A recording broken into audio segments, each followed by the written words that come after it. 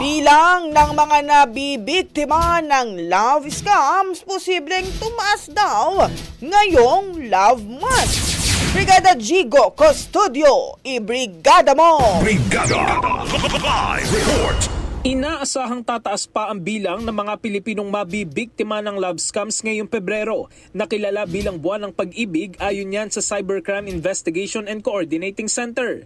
Sa datos ng CICC, umaabot sa 15 Pilipino ang nabibiktima ng online love scams kada araw, kung saan nagiging target ang mga naghahanap ng pag-ibig sa social media.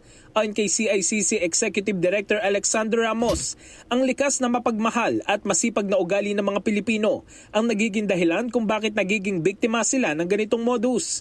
Kaya upang maiwasang mabiktima, babala ng CICC na maging mapanuri sa mga profile sa social media na nakakausap. Kung ang isang tao ay tumatangging magpakita sa video call, maaaring may itinatago siya. At kung ang isang tao ay nagsimulang humingi ng pera o mag-imbita sa mga investment, maaaring scam ito.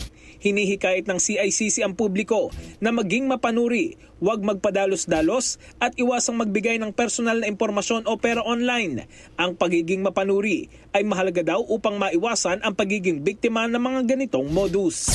In the heart of changing lives, ito si Brigada Jigo Custodio ng 105.1 Brigada News of Manila, The Music News Authority. Ronda Brigada. Ang bahaging ito ay hatid sa atin ng Drive Max Coffee. Ligayang tuloy-tuloy.